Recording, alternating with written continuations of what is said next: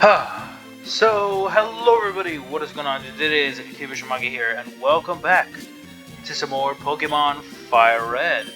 Last time, well, we went ahead and took care of Team Rocket, dispelling them from the Sevi Islands, and returned the Sapphire to Celia, where he made connection with the Hoenn region. So now we can trade from Kanto to Hoenn. This time, well, we have plenty to look around, and we want to make a little quick visit to Two Island, where we see some more people are here. The discerning trainer knows to buy rare items here. See what the guy has to say. Oh, hello Isaac. Welcome. I've started bringing in items from distant islands. I've got some rare items in too. Have a look. We check and we see he has himself the repeat ball, the timer ball, and some Moo Milks as well as lava cookies from Hoenn. It's quite interesting to see that his business is booming. Repeat balls, as the ball is referred to, it works best on Pokemon we've caught before. So if you're out shiny hunting, of course, repeat balls are your best way to go since they have increased odds. Timer balls work most effectively on Pokemon that the match has prolonged. Turns for how many turns have passed by, the more effective the ball is. I'm going to take 10 of them just because we're going to be needing them for a bit later. Other than that, there's really not much here available on 2 Island. What we're going to head off to is not really 3 Island. We've been to 4, so where we're going is to 6. We'll turn back to 5 a bunch later, but we're going to look around 6 Island briefly and just see what is going on. We've been here before, but we only went to the south of the area. Now, where we can travel off to is more so towards the north on the watery path. We certainly want to do so. I went ahead and stocked up on some more repels and some more healing items here and there, so we definitely don't have much to worry about in terms of encounters.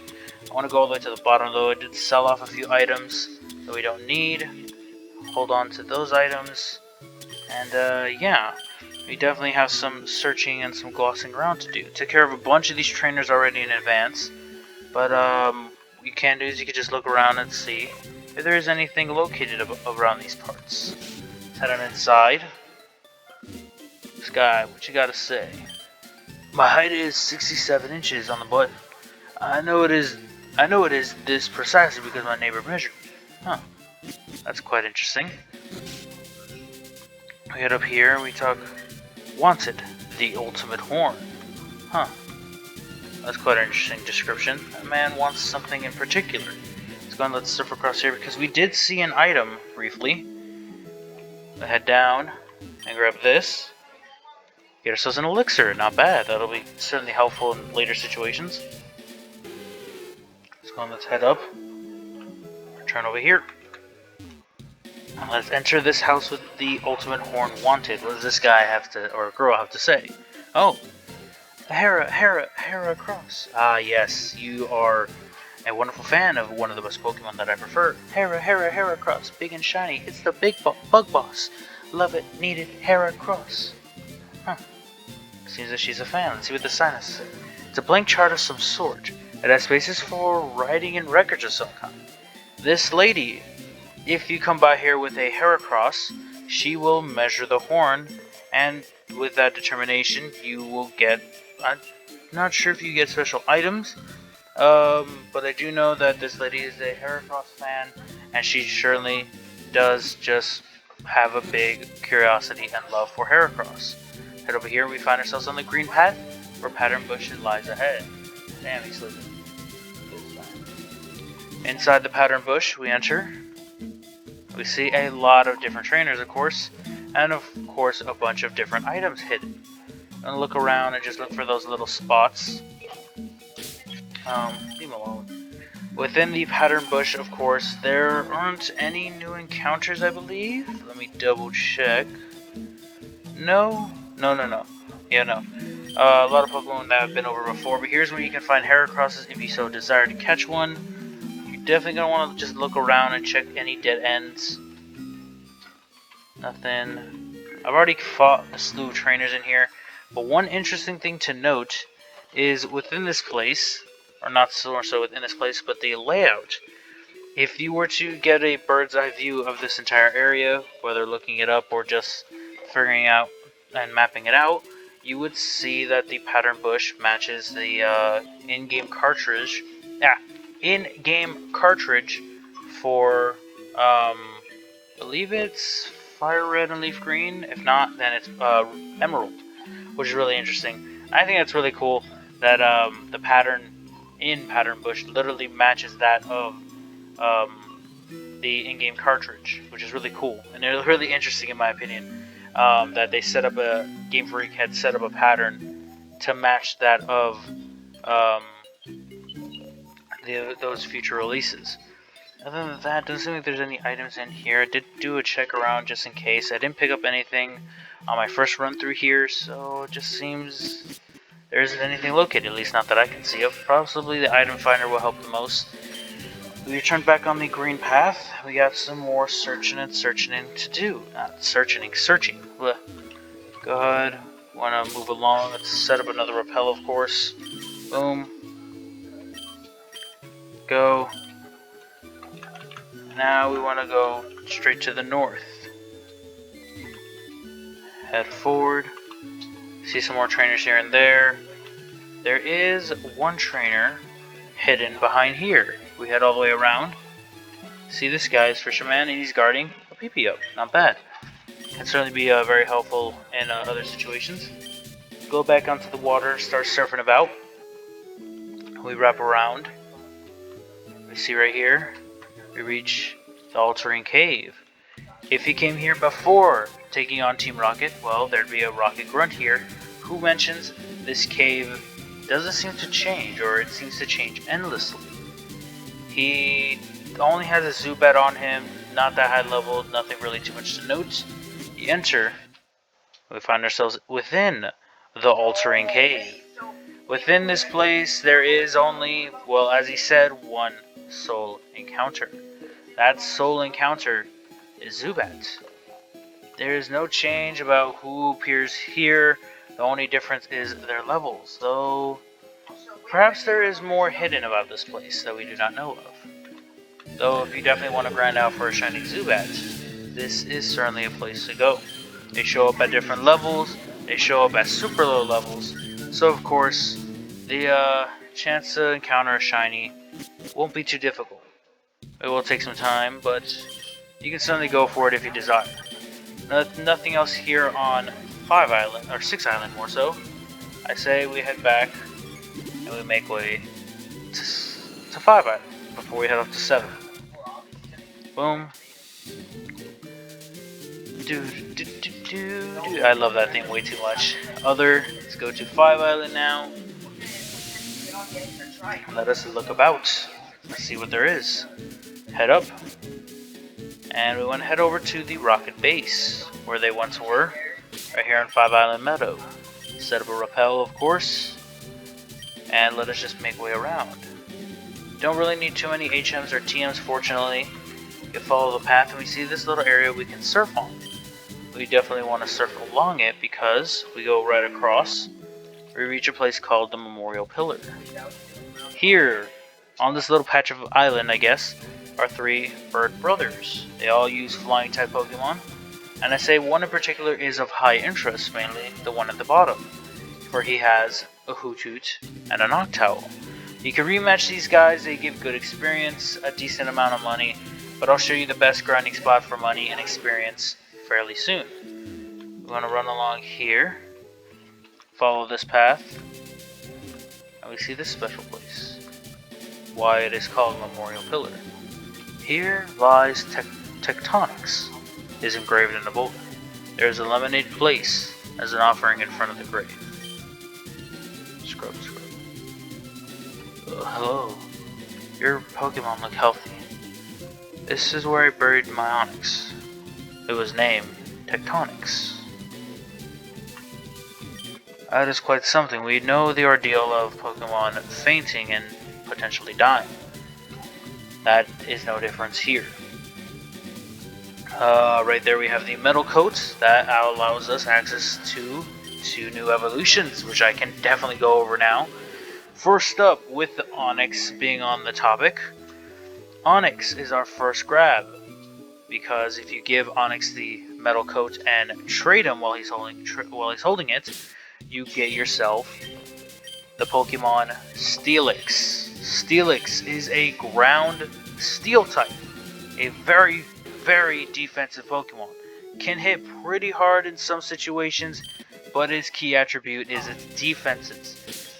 Coming from Onyx, of course it's going to be on the slow side. It's not going to have the highest attack stat, but it will be able to tank loads of damage.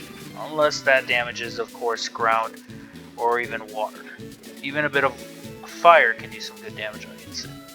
But, entirely, again, it is quite interesting to note. While I keep going over this, what I want to do is, and I suggest you guys do, is make sure you have a free slot open in your party. Let's go ahead, let's grab Ted. Let's just leave Ted here for a while. He's done some good work in the last episode, so I just say he deserves some rest. But, Steelix as a Pokemon, very defensive, bit on the slow side. He can hit decently hard, and he can hold out in many different situations. But again, those defenses can really save you, though that speed and attack will not.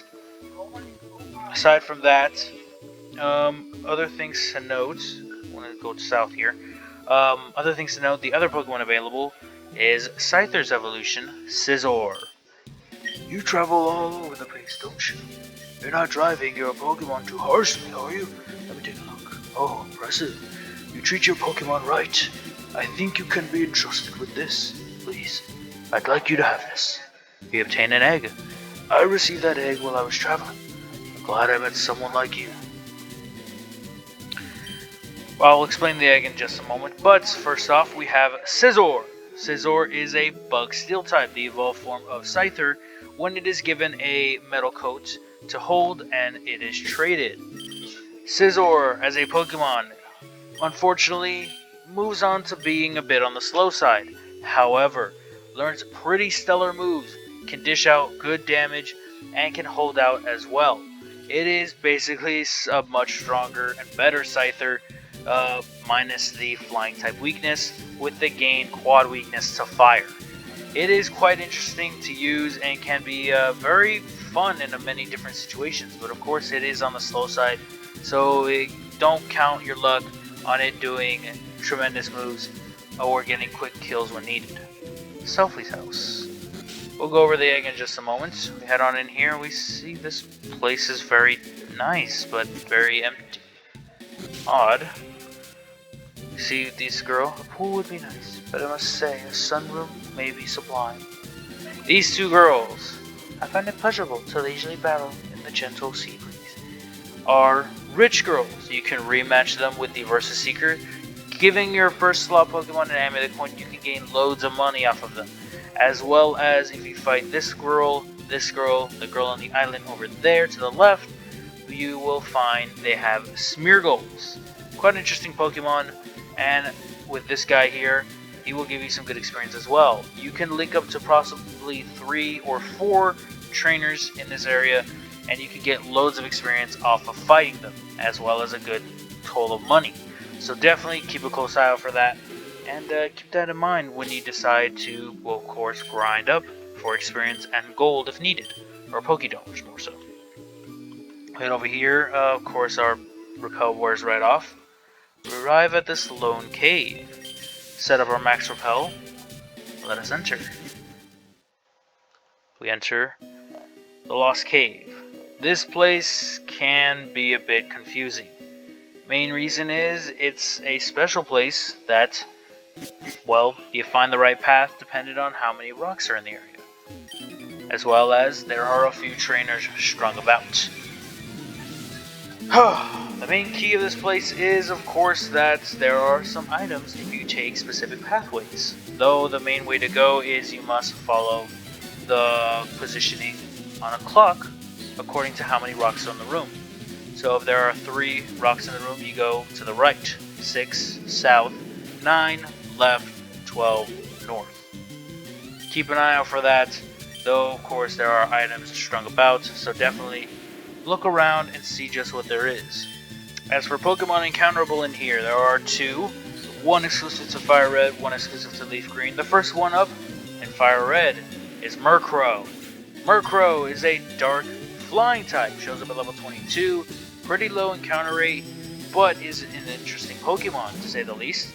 Murkrow is decently fast. It can hit somewhat hard, can take some good damage. However, since it doesn't have access to its evolved form until Gen 4, it is a bit on the frail side. Has low amounts of HP, its defenses, though decent, aren't the best, and its offense isn't that much better either. We're going to follow this, and now we want to go south, I believe. We do so, yep, we gain an item. In order to know which way to go, you would go opposite the direction of however many in the room. Of course, in here, with there being 3, even if you go left, there is no change. Right, and then down, so we already got the wax incense. Next area we're going to go to is right, down, or, well, we have 12 in here.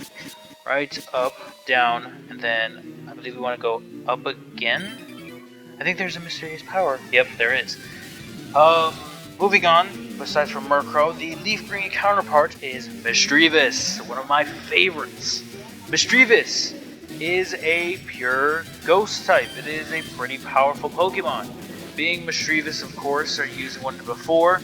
It is a bit on the slow side and can hit pretty hard. It is another ghost type that you have available to you, along with the Ghastlies in here. Can hit decently hard, though it doesn't have its evolution yet. It still holds out in many different situations. And being a pure ghost type eliminates that psychic type weakness, meaning it only has a weakness to itself and dark. Quite interesting. Can be versatile to use. Entirely up to you guys if you want to use it. But that's about all there is to know for Misdreavus and Murkrow. Going on, we have the egg that is sitting in our party. That egg that we received, eventually when it hatches, it will become Togepi. Togepi is a pure normal type. Pretty interesting Pokemon to say the least. Can hold out in many different situations. With it, once it gains decent happiness, it will evolve into probably one of the most powerful Pokemon you could ever have, and the most defensive, Togetic. Gaining a flying type evolution, or a flying typing, it allows it to withstand many different attacks and hold out in different situations. I believe next where we're going to want to go is... Right. Okay, so we see there are 3 in here. And then there's 9 in here, so we're going to go right here. Boom, another item. Togepi, though, and Togetic, they don't have their evolutions as they do in Gen 4, though they hold out in a lot of situations that you wouldn't think of. Certainly something to note, but I don't think there's really much else to say. We have 3, so we go right. There's 9, so we go left. And then after that... yeah, so then here we have 6, so we go down. And then we have 3, so we want to go left here. We get ourselves a rare candy. Not bad. Keep on following the path. I don't think there's really much else to note, other than, well, Togepi being a pretty decent Pokemon. Though it is pretty slow and is pretty frail, it can go down super easily. Getting into Togetic with high happiness and high happiness and level up during the day. Evolves into Togetic, decently fast, can dish out some decent damage, has Metronome available to it, and can tank some decent damage. Though, again, for Pokédex reasons, you could have it there. So left, down, left. This is 12. So then I gotta go up, right? Down? No, I went down already. Up. Oh, then here we go. This room. Oh, I think I missed it already. Well, what do you intend to do with me? Nothing. I think I already missed the item, but that's fine. Check right in here. We have Lady Selfie. She has herself 2 Persians. We heard of Selfie before. If you have a Pokemon armed with Thief and no held items, this can be really stellar for you. This Persian and the other Persian she has are the same. Well, sort of. Both level 49, pure normal types, limber for the ability, both holding nuggets. So if you have a Thief, you can certainly steal those nuggets and get them for much later. With the moves Taunt, Bite, Torment, Payday on this one, As for the other one, Taunt, Scratch, Torment, Payday. Shouldn't be too difficult. You're decently high level. You should be able to take them down pretty smoothly. We get a crit. Take out the first one. Get a level up off it. And we have the other one, which I already gone over. There's nothing more to note. As for, yeah, there's really not much else to note. I know that there's one more item you have to take, and the path to go is, I shall note it for all of you. The path is right, up, down, down, right, left, down, right, up. Not sure if you get it from Sophie or if you just find it eventually. Oh, I was afraid that you meant to harm me. Nope. See what she has to say. I'm so glad that you happened here. I grew rather bored of walking and I'm feeling fatigued. May I ask you to take me home from here? Yeah, sure. I have no real choice. Thank you. You may go now. Sophie is quite interesting. We want to enter her home and talk with her. Oh? Do I know you from somewhere? Oh, but that doesn't matter. I'm exquisitely bored. Please hear my wish. I wish to see a Pokémon. A darling Sentry. I want to see one right away. Please make my wish come true. Upon making her wish come true, you obtain, well, a few different items. Off the top of my head, I don't know them exactly, but I believe you can just gain different little things off of her. If you suddenly decide to look around. Don't think there's really much else to note. I know back at the Rocket Warehouse, there's a few hidden balls like nest and net balls. If you want to go after them and get them, entirely up to you. But that's really it. I'm gonna go back inside the Lost Cave because I do want to grab that item that I skipped out on, because it is gonna be super helpful coming up for one of our team members. Go, so we want to fall right down and follow the path of right. Oh, damn it. Right, up. Come on, how am I missing? Up, down. Repels will effect we're off. Great. Down. Bag. Max repel. Right. Left. Down. Right. Up. Oh yeah, you have to come back here after. Yep. There we go. We obtain the Silk Scarf. That will allow us to basically beef up the power of normal type moves, meaning Ted gains a boost, which is awesome. He no longer has to hold on to the leftovers, though that is entirely up to us. The last place for us to explore is gonna be island number 7. We've done a lot. And we certainly have this last place to explore. And one more thing I definitely want to note is, upon getting through the main, story, or the main post-game of defeating Team Rocket, a special Pokemon now appears in the Kanto region. This island has been left virtually untouched in its natural state. It can be a little difficult to hike around because of that. We arrive at Quest Island of Infinity. That'll be it for now. We have some more searching to do. Hope you guys did enjoy. Hope you guys continue to enjoy. And I'll, of course, see you all next time. Peace out, everybody.